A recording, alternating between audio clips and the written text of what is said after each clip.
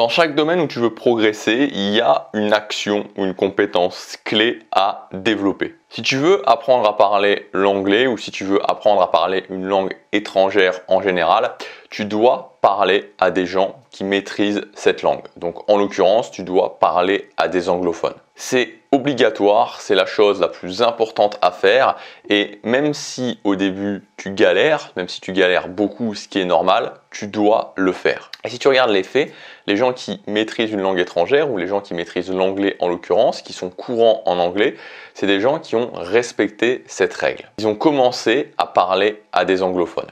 Et ceux qui n'y arrivent pas, c'est ceux qui ne respectent pas cette règle. Et l'atteinte d'objectifs, être capable d'atteindre ces objectifs, c'est également un domaine à part entière. C'est-à-dire qu'on peut devenir meilleur à apprendre une langue étrangère, c'est-à-dire que si j'apprends une première langue étrangère, puis une deuxième langue étrangère, puis une troisième langue étrangère, il y a des polyglottes qui font ça, ils deviennent meilleurs dans leur capacité à apprendre une langue étrangère. Pourquoi?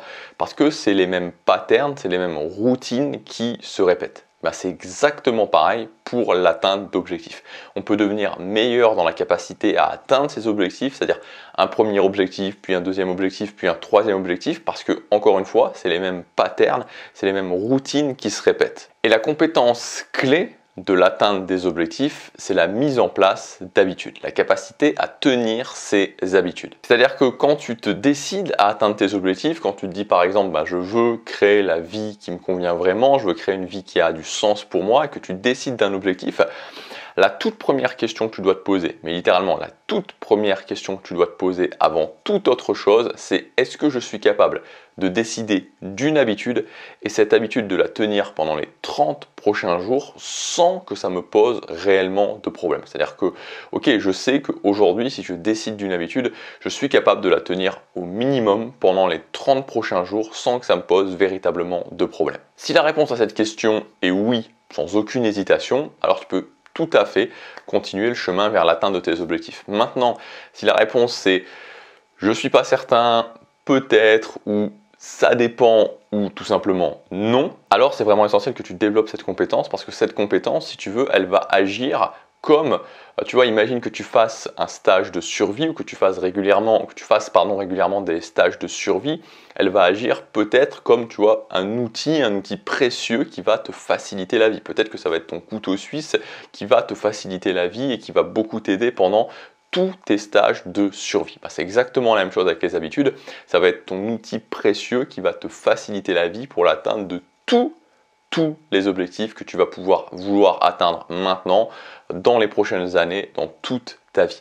Donc c'est vraiment important que tu développes cette compétence. Alors dans cette vidéo, je vais te donner plusieurs clés, plusieurs conseils pour pouvoir développer la compétence de tenir tes habitudes et au final être capable de te dire, tu vois, avoir vraiment ce truc où tu te dis, ok, si aujourd'hui je décide d'une habitude, je sais sans aucune hésitation que je peux la tenir pendant les 30 prochains jours, pendant les 60 prochains jours, pendant les 90 prochains jours.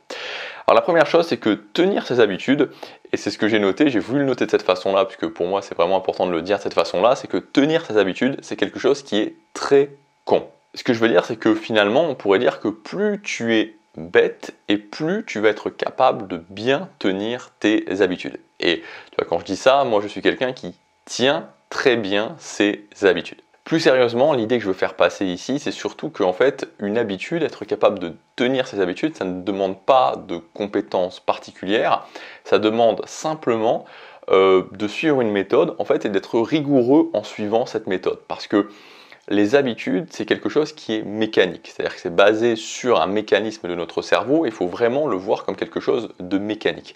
Et pour moi, une bonne analogie par rapport à ça, c'est l'analogie de la voiture. C'est-à-dire qu'une voiture, quand tu apprends à conduire une voiture, pour passer ton permis, tu n'as pas besoin d'être intelligent pour apprendre à conduire une voiture. Tout le monde conduit une voiture, tout le monde, tout être humain peut apprendre à conduire une voiture. Pourquoi?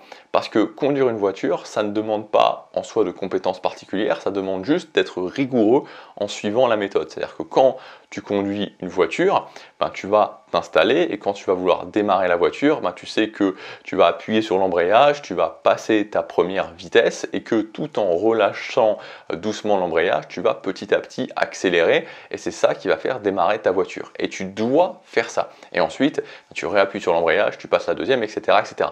Et tu dois simplement suivre ça d'une manière très stupide en fait. Et en gros, si tu commences à essayer de te poser des questions, si tu commences à essayer d'improviser en te disant qu'est-ce qui se passe si j'accélère directement sans appuyer sur l'embrayage, ça ne va pas fonctionner, ta voiture elle va tourner dans le vide. Si tu te dis ok, qu'est-ce qui se passe si je relâche l'embrayage sans accélérer, ta voiture elle va caler. Donc c'est vraiment ça que j'essaie de te faire comprendre ici, c'est que c'est quelque chose de très mécanique, la mise en place des habitudes, et que moins tu te poses de questions, plus tu respectes la méthode et plus tu admets que, voilà, exactement comme une voiture, pour faire démarrer une voiture, j'appuie sur l'embrayage, je passe la vitesse tout en relâchant l'embrayage, j'appuie sur l'accélérateur doucement, je fais cet effet vraiment, tu vois,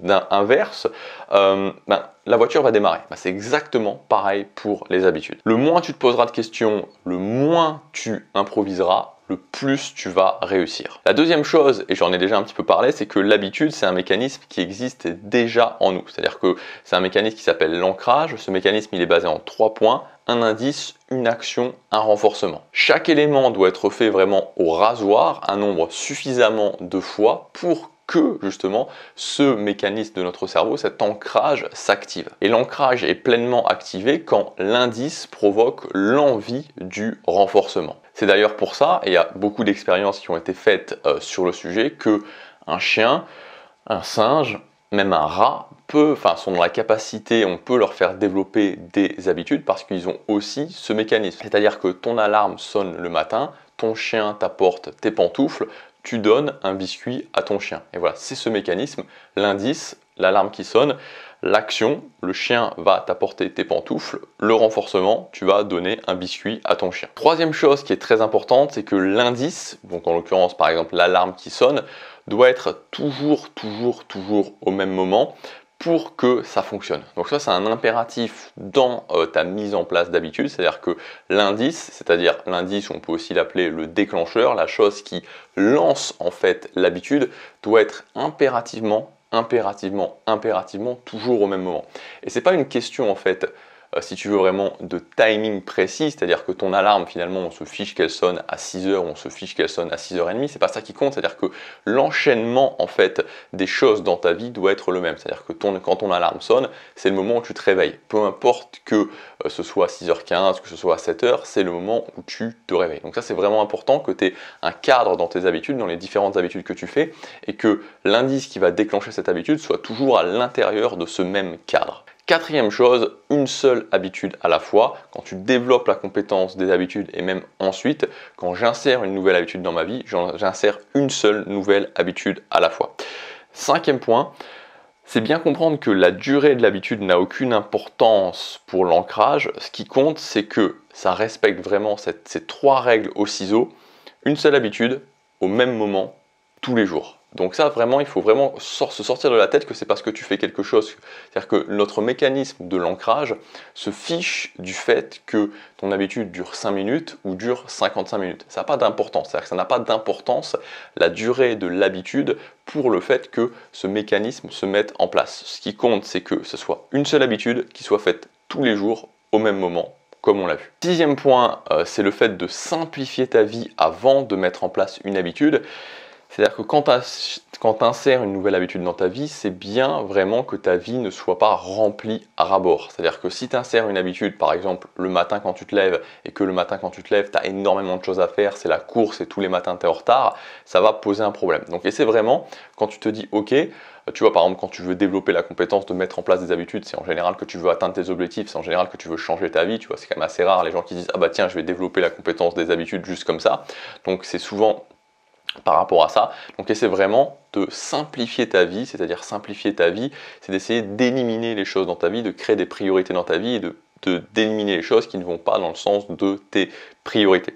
Ensuite, septième point, Et c'est un petit peu c'est un petit peu la conséquence de ce que je viens de dire, c'est que quand tu mets en place une habitude dans ta vie, ça doit vraiment être une priorité. Et ça, c'est vraiment quelque chose qui fait une différence, c'est-à-dire que à partir du moment où je décide de mettre en place une nouvelle habitude dans ma vie, ça doit être une priorité absolue et ça doit passer avant le reste. Ça doit passer avant tout en fait. Alors sauf vraiment un cas de force majeure extrême, mais je dois vraiment respecter ce fait de mettre en place cette habitude et de la tenir quand j'ai décidé, absolument. Hormis les cas de force majeure, tu dois vraiment toujours le faire, ça doit vraiment être ta priorité numéro 1 dans ta vie. Et enfin, le dernier conseil, c'est qu'une fois que tu l'auras fait une première fois, c'est-à-dire qu'une fois que tu auras mis en place ce processus, que tu auras déterminé le moment où tu vas le faire, l'habitude, donc tu mets en place le processus indice, action, et ensuite renforcement, et que tu vas l'avoir tenu pendant 30 jours pour commencer, tu peux même le faire pendant 60 jours. Après, tu peux répliquer ce processus pour 2 autres habitudes, donc au final avoir mis en place 3 nouvelles habitudes dans ta vie que tu auras tenues de la bonne façon en respectant ce processus et donc en ancrant les habitudes dans ton cerveau. Et à partir de ce moment-là, tu pourras être fier de toi parce que tu auras justement développé cette compétence d'être capable de mettre en place des habitudes. Tu auras développé ce fait de te dire, ok, pour un objectif X ou Y, ok, j'ai besoin de faire cette action parce que cette action va me mener à l'objectif, donc je mets en place cette habitude dans ma vie et je suis sûr et certain d'être capable de tenir cette habitude. Voilà ce que je voulais dire dans cette vidéo. Si tu veux aller plus loin, moi tu sais ma philosophie générale pour atteindre ce qu'on veut dans la vie, pour créer une vie qui a du sens pour nous, c'est-à-dire arrêter de subir sa vie, c'est de prendre le contrôle de son quotidien. Moi je pense que le succès c'est l'accumulation des journées, une bonne journée plus une bonne journée plus une bonne journée plus une bonne journée répétée sur les 10 prochaines années va te conduire à la vie que tu veux. Donc j'ai mis en place une ressource qui s'appelle les outils du succès où je te donne différentes ressources comme par exemple un planeur, comme par exemple des routines qui vont te permettre justement de prendre le contrôle de ton quotidien. Donc si ça t'intéresse, tu peux cliquer sur le premier lien dans la description pour accéder à ces ressources, c'est gratuit. Voilà, je te laisse regarder ça, je te dis à demain pour la prochaine vidéo. Passe à l'action, chaque jour compte.